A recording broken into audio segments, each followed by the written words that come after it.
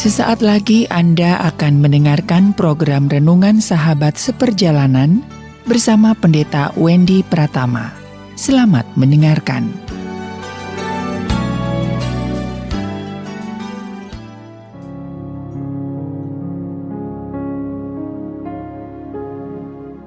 Selamat berjumpa kembali dalam layanan audio Sahabat Seperjalanan. Hari ini adalah hari Rabu 6 Maret 2024. Tema renungan saat teduh kita dengan judul Kerjakan Keselamatanmu. Firman Tuhan terambil dalam Filipi pasal 2 ayat 12 sampai dengan 17. Saya bacakan hanya 3 ayat saja. Hai saudara-saudara yang kekasih, kamu senantiasa taat, karena itu tetaplah kerjakan keselamatanmu dengan takut dan gentar. Bukan saja seperti aku masih hadir, tetapi terlebih pula sekarang waktunya aku tidak hadir. Karena Allah yang mengerjakan di dalam kamu baik kemauan maupun pekerjaan menurut kerelaannya, lakukanlah segala sesuatu dengan tidak bersungut-sungut dan berbantah-bantahan. Mari kita berdoa. Bapa yang di dalam surga, kami belajar dan memahami keselamatan tidak hanya sebagai anugerah yang diterima, tapi keselamatan harus menjadi sebuah yang harus kami lakukan sebagai sebuah pekerjaan seumur hidup kami. Dalam nama Tuhan Yesus kami berdoa, amin. Shalom sahabat seperjalanan yang dikasihi Tuhan. Kalau berbicara tentang keselamatan, maka pikiran yang pertama yang ada dalam benak kita adalah keselamatan itu diterima.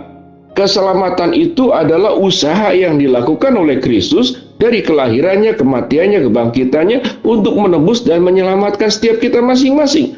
Dan keselamatan itu diberikan kepada kita untuk diterima. Keselamatan itu adalah anugerah, pemberian yang cuma-cuma kepada orang yang tidak layak untuk menerimanya, yaitu setiap kita masing-masing. Jadi keselamatan di dalam satu poin adalah diterima sebagai anugerah yang luar biasa, karena keselamatan tidak mungkin kita kerjakan sendiri.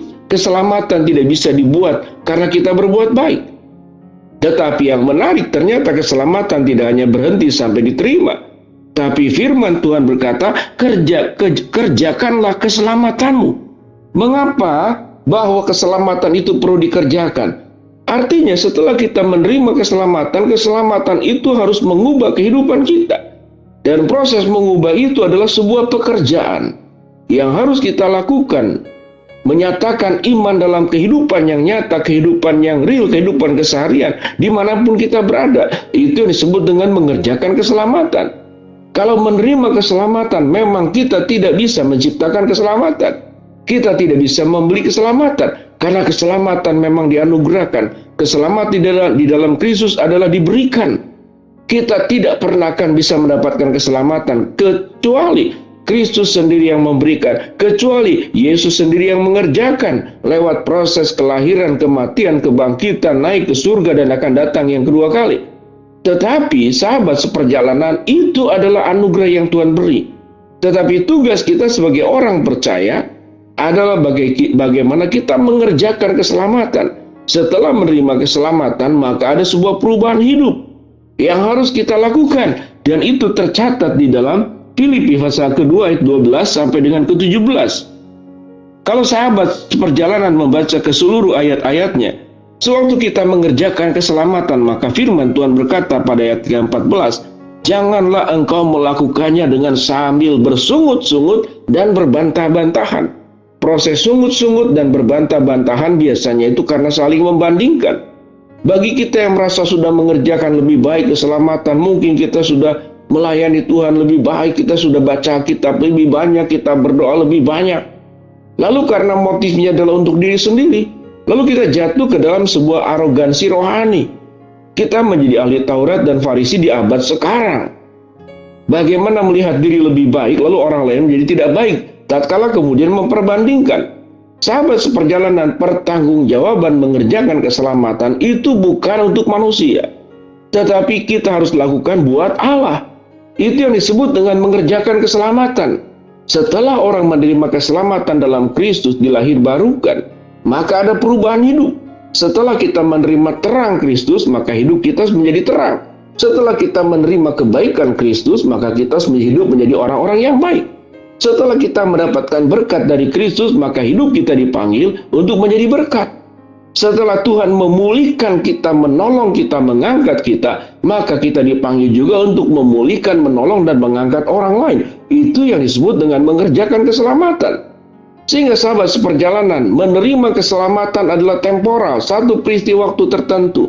Sewaktu kita percaya kepada Kristus, mengaku dalam mulut kita, percaya dalam hati kita, Yesus adalah juru selamat, maka keselamatan ini didapat. Di satu keadaan tertentu, di waktu tertentu. Tetapi waktu mengerjakan keselamatan, selama nafas masih ada di setiap sahabat seperjalanan, maka proses itulah yang harus terus kita kerjakan sampai kita bertemu dengan Tuhan. Firman Tuhan berkata, kerjakanlah keselamatanmu dengan tidak berbantah-bantahan dan bersungut-sungut. Kerjakanlah keselamatanmu di dalam ayat 15 dengan tidak beraib, tidak bernoda, tidak bercela, dan tidak bengkok. Tetapi engkau dipanggil menjadi cahaya seperti bintang-bintang di dalam dunia ini. Kerjakanlah keselamatanmu di dalam ayat 16 dikatakan sambil engkau memegang firman dan melakukan firman. Kerjakanlah keselamatanmu, ayat 17 dikatakan, karena engkau tidak percuma berlomba dalam perlombaan iman ini, dan dengan bersusah-susah, dan hasilnya akan menciptakan sukacita. Baik untuk kita yang mengerjakan keselamatan, dan tentunya orang-orang yang kita berkati, sewaktu kita mengerjakan keselamatan. Sahabat seperjalanan, sewaktu kita menerima keselamatan, kita yang diberkati hanya kita pribadi. Tetapi sewaktu kita mengerjakan keselamatan, yang diberkati adalah orang banyak. Sepanjang langkah hidup yang kita lalui, sepanjang karya tangan yang kita buat, sepanjang mata dan mulut yang kita yang kita lihat, lalu itu membawa sebuah berkat buat orang lain, maka kita sedang mengerjakan keselamatan. Sahabat seperjalanan yang dikasihi Tuhan, seseorang yang hanya menerima keselamatan, maka dia sedang menerima semua yang terbaik dari Allah. Tapi seseorang sewaktu dia mengerjakan keselamatan, maka dia sedang menyampaikan semua yang terbaik dari Allah melalui hidup kita sebagai tanah liat, sebagai bejana, sebagai alat di tangan Tuhan, sebagai perpanjangan tangan Tuhan, sebagai duta Kristus di dalam dunia ini. Mereka melihat Kristus dalam kehidupan kita. Mereka merasakan Kristus di dalam ucapan kita. Mereka merasakan Kristus lewat uluran tangan kita. Mereka merasakan Kristus tatkala kita menolong menjadi sahabat di dalam perjalanan hidup setiap orang yang ada dekat dengan kita, maka kita sedang mengerjakan keselamatan. Sahabat seperjalanan, kalau kita belajar bahwa satu sepeda itu membutuhkan dua roda, maka itulah yang disebut dengan keselamatan. Menerima keselamatan dan juga kemudian mengerjakan keselamatan. Sebagaimana nafas, suatu kita menghirup nafas, kemudian membuang nafas. Proses selama terjadi hirup dan membuang nafas itu yang namanya kehidupan. Dan selama kehidupan itu berlangsung, setiap sahabat seperjalanan tidak hanya cukup menerima keselamatan. Kita dipanggil untuk mengerjakan keselamatan.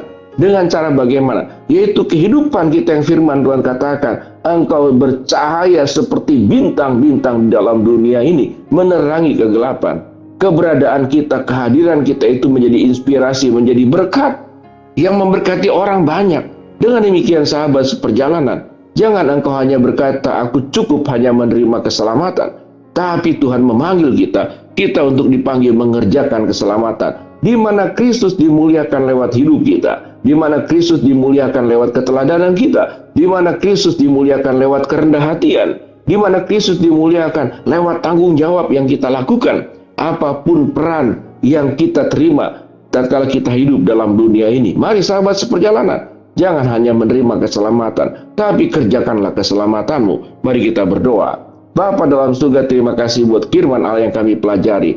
Hamba-Mu berdoa buat sahabat seperjalanan yang sedang sakit, Tuhan jamah sembuhkan. Sahabat seperjalanan yang sedang menghadapi masalah, Tuhan bukakan jalan. Sahabat seperjalanan yang sedang berdoa mengharapkan sesuatu, Tuhan kabulkan dengan cara dan waktunya Tuhan. Di dalam nama Tuhan Yesus kami berdoa. Amin. Shalom. Tuhan memberkati kita semua.